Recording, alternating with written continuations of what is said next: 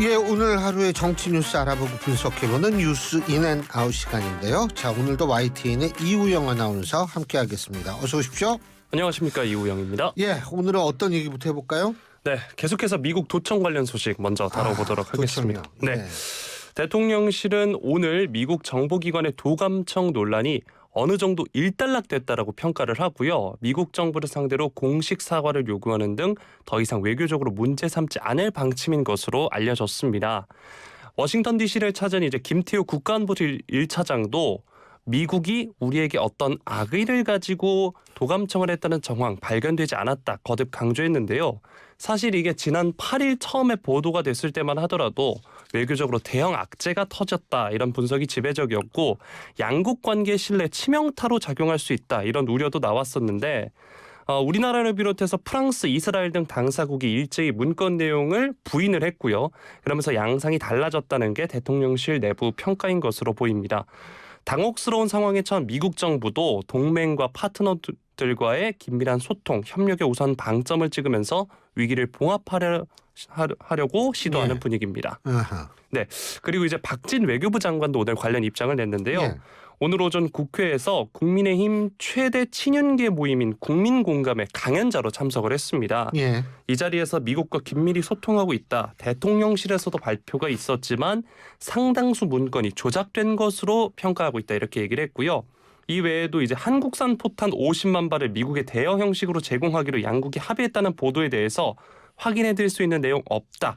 정부는 우크라이나에 대해서 살상 무기 지원하지 않는다는 입장 가지고 있다. 이렇게 밝혔습니다. 제가 앞서서도 말씀드렸지만 프랑스, 이스라엘 등 타국들도 이제 문건 내용에 대해 부인하고 있는데 또 다른 한쪽에서는 이런 의견도 있더라고요. 프랑스, 이스라엘 모두 내부 정치와 긴밀히 연결된 사안이라서 의도적으로 부인하고 있다 이런 의견도 있는데 이에 대해서는 어떻게 보시나요? 이스라엘은 뭐 그렇다고는 할 수 있죠. 일단 문제는. 근데 이런 게 모두 추측이라서 우리가 뭐 어떻다라고 얘기하기 뭐하지만 최소한도 프랑스 같은 경우에는 우크라이나에 자국 군이 지금 들어가 있다 이런 게 이제 언급되지 않았습니까? 네. 그러면 이거는 우리와 성격이 비슷하다고 볼 수 있어요. 그러니까 뭐 예를 들면 무기 뭐 이 포탄 제공 문제라든지 이런 거 있지 않습니까? 비슷한 문제다. 그래서 이게 반드시 내부 정치에 관한 문제만은 아니다 이렇게 볼 수 있고요. 네. 근데 이제 문제는 각국들이 다 부인을 하고 있잖아요. 이거 거짓말이다. 그렇다면은 도청 가능성을 거론할 수 있는가 하는 부분이 이제 문제로 등장을 하죠. 다시 말해서 내용이 다 거짓이라는데 뭘 가지고 도청을 했다라고 얘기를 해요. 그중에서 예를 들면 우리가 사실은 뭐 이랬는데 이렇게 된다면 문제가 다른데 그래서 이 도청 가능성 자체도 사실은 확실하게 얘기할 수가 없는 거고 그런데 뭐 그렇다고 해서 과거에 사실 미국은 전력이 있잖아요.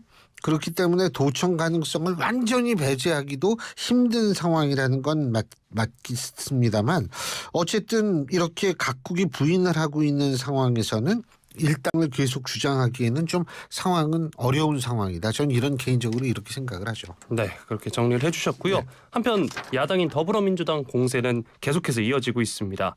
정부가 미국을 향해서 지나치게 저자세로 대응하고 있다 이렇게 지적을 했는데요. 또 미국 측이 사실상 도청 행위를 했다는 의혹을 적극적으로 부인하지 않는 상황에서 대통령실이 이와 다른 해명을 내놓은 것은 문제다 이런 지적도 나왔습니다. 미국 국방부 장관 보좌관인 크리스 미거가 지난 10일에 미 정부 기밀 문건에 대해서 고위급 인사에게 제공하는 문서 형식과 유사한 것처럼 보인다라고 말한 점을 언급한 걸로 보이고요. 또 미국 측이 대통령실에 유감 표명 등을 하지 않은 상황에서 오히려 정부가 미국 정부를 두둔하는 듯한 태도를 취한 것이 더 심각한 문제라고 강조를 했습니다. 제가 앞서서 이 김태호 1차장이 미국이 우리에게 어떤 악의를 가지고 도청을 했다는 정황은 발견되지 않았다는 것 등을 지적한 것으로 보이고요. 당 고문인 박지원 전 국가정보원장이 오늘 SBS 라디오에서 이에 대해서 지적을 했습니다.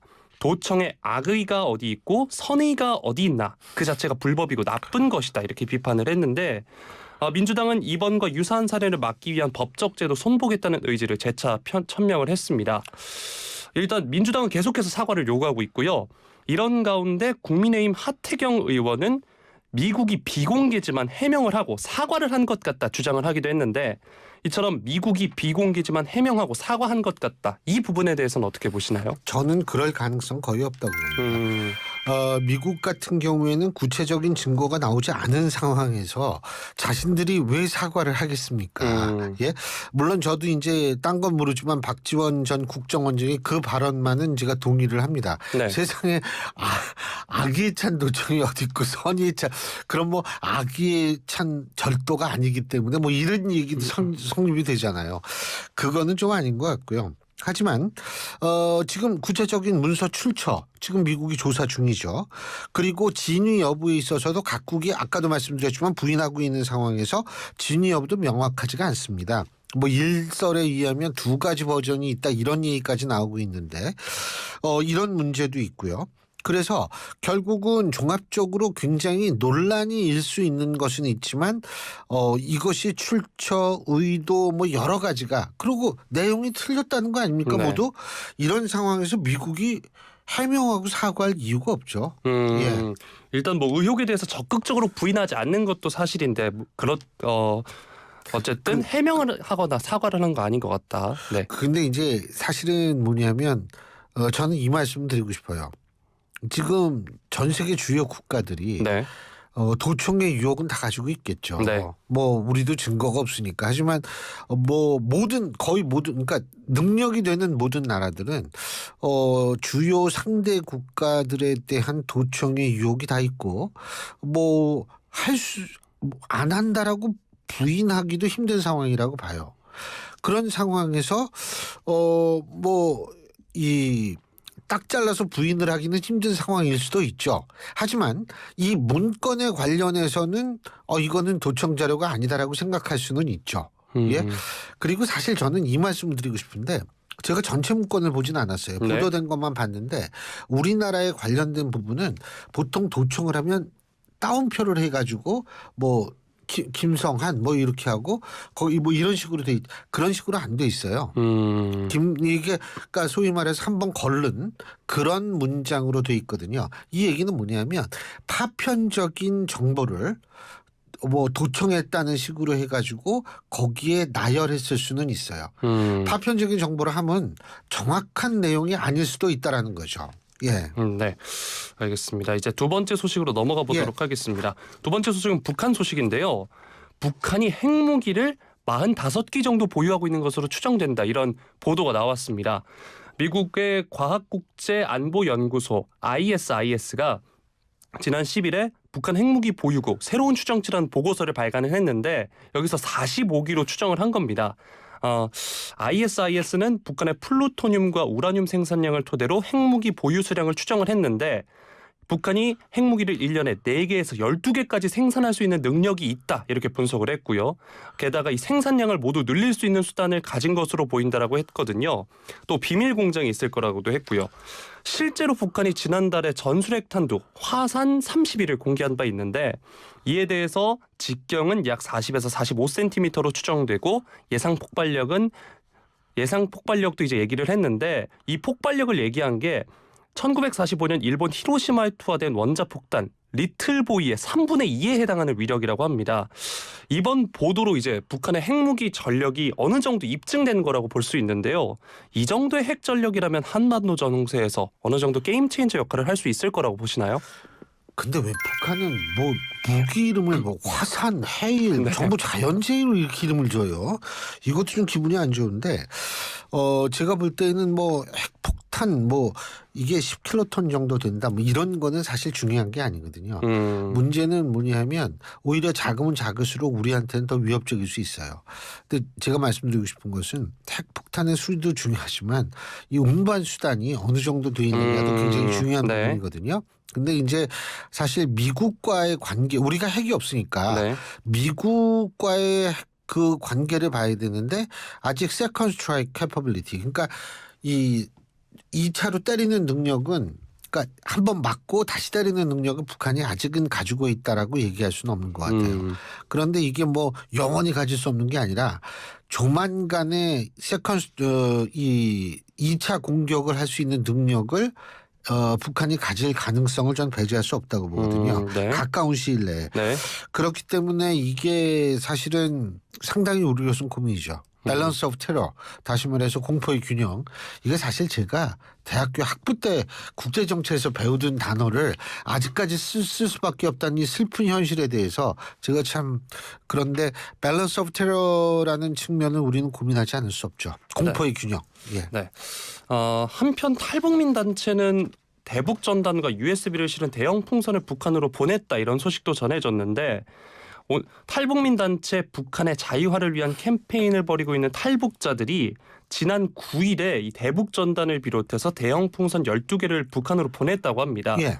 이 내용은 이제 북한 김정은 정권에 대한 비판 내용도 포함됐고 이제 태영호 의원이 보수 정당의 최고위원이 된 이야기, 또 미국 상하원 의원이 북한 주민에게 전하는 자유의 메시지 등이 담겼는데 실제로 12개 중에 11개가 황해 남북도 지역으로 이동을 했다라고 하고요. 예.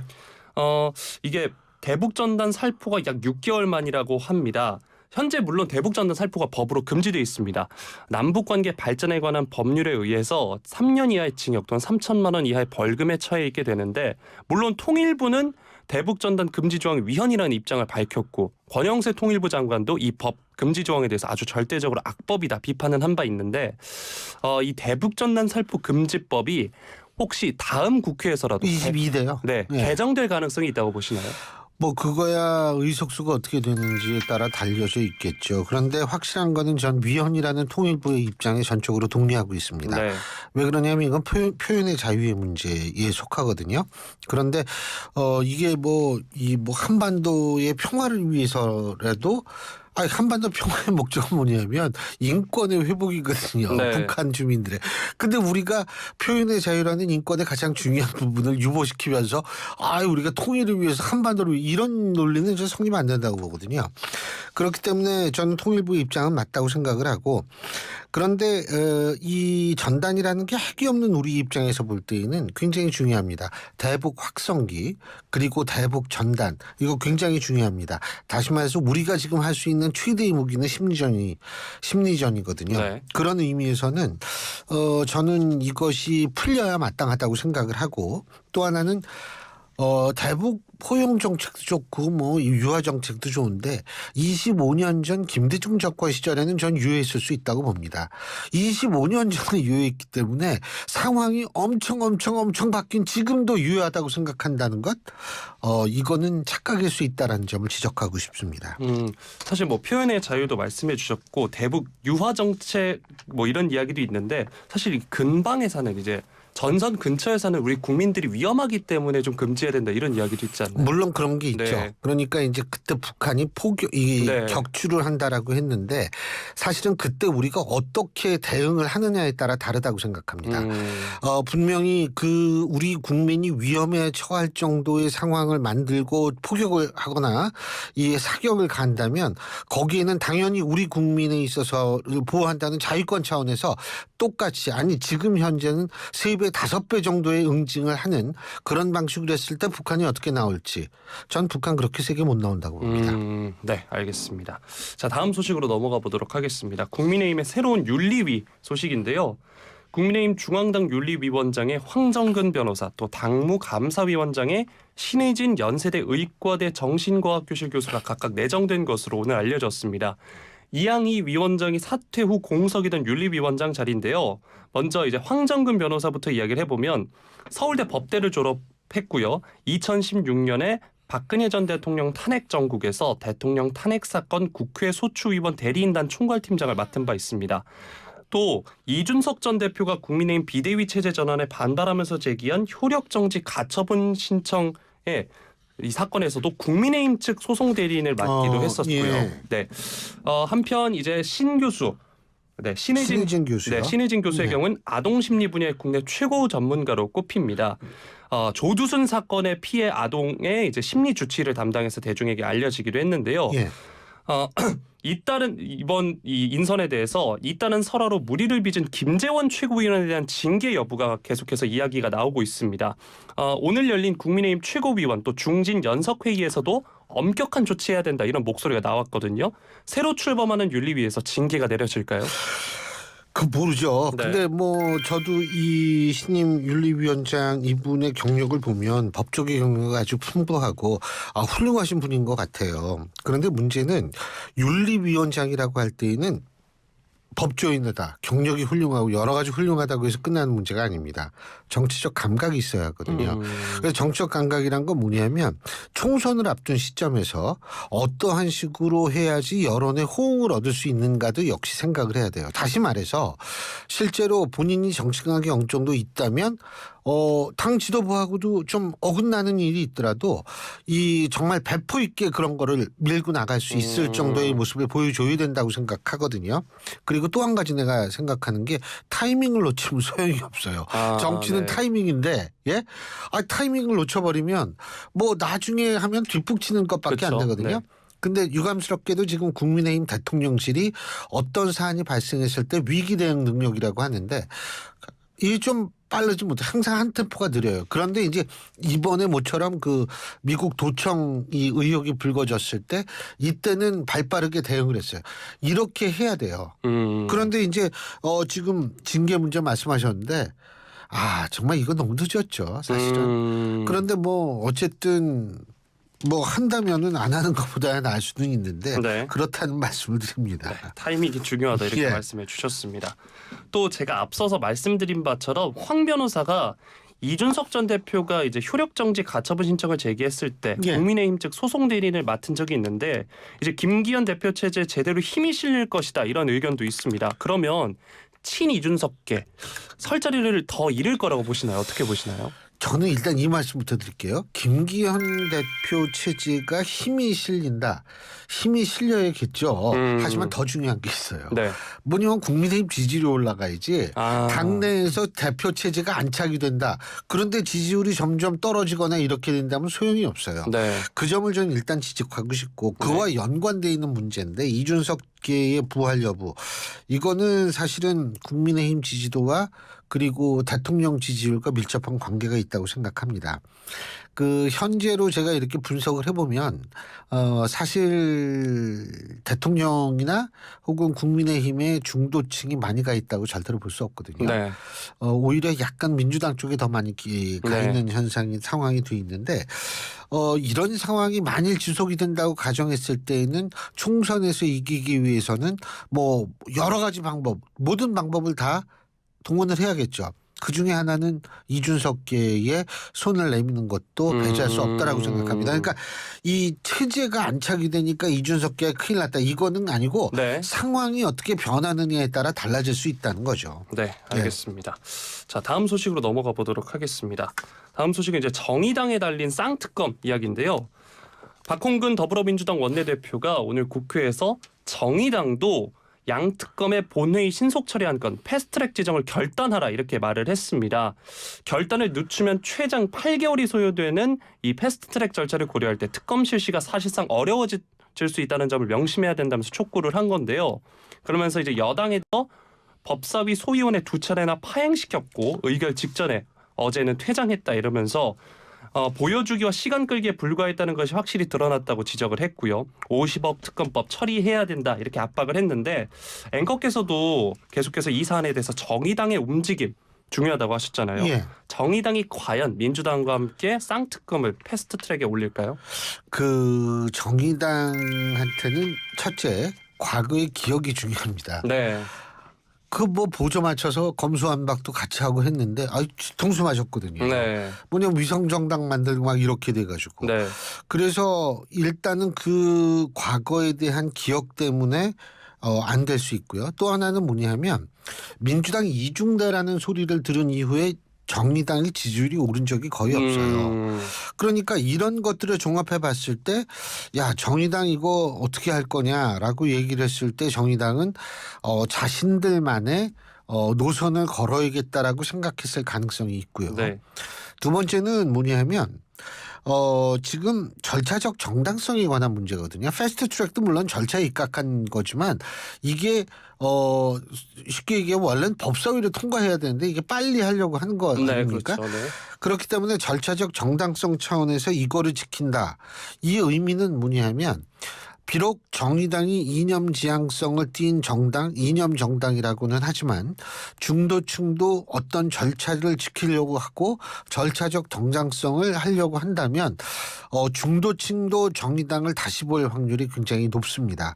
바로 이런 정치적 환경 때문에 제가 볼 때에는 정의당이 민주당과 함께 움직일 확률은 그다지 크지 않다. 이렇게 봅니다. 네, 절차적 정당성의 문제로 인해서 예. 같이 할 확률은 그다지 높진 않다라고 얘기를 해주셨고요. 자, 마지막 소식 넘어가 보도록 예. 하겠습니다. 검찰이 2021년 치러진 더불어민주당 당대표 선거 과정, 그러니까 이제 전 선거죠. 최소 수천만 원 규모의 불법 정치자금이 오간 정황을 잡고 강제 수사에 나섰다는 소식입니다. 그래서 오늘 서울중앙지검 반부패 수사 2부가 윤관석 의원의 지역구 사무실을 압수수색했다라고 하는데요. 윤 의원이 전당대회에서 특정 후보를 당선시키기 위해서 금품을 제공할 것을 지시, 권유하거나 법이 정하지 않은 방법으로 정치자금을 받은 혐의, 즉 정당법과 정치자금법 위반 혐의를 받고 있습니다. 당시 전당대회 결과에서 이제 민주당은 송영길 의원이 당대표로 선출이 됐고요.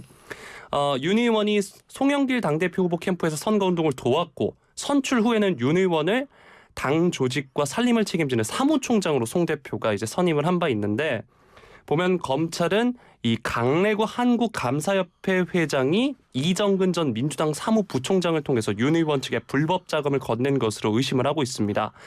윤 의원은 입장문을 통해서 의혹을 전면 부인한 바 있고요.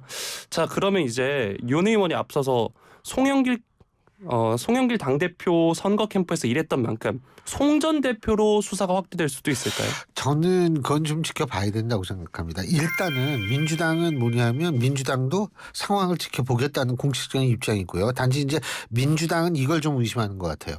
이 포렌식 오래전에 했을 텐데 네. 왜 지금 이거를 들고 나올까? 여기에 대해서 의구심을 갖고 있는 거는 사실이지만 그렇다고 해서 포렌식에서 나온 증거가 무의미하다라는 얘기는 아닌 것 같아요. 네. 그래서 이거는 좀 더 지켜봐야 되는 건데 이게 만일 확대될 가능성을 저는 배제하는 것은 아닌데 만일 확대가 된다라고 했을 때에는 상당히 민주당의 반발도 그만큼 커질 수 있지 않을까 이런 생각이 들고, 참고적으로 윤 의원 같은 경우에는 이게 도대체 뭐냐 황당하다라는 반응을 보이고 있다라는 것 같은데요.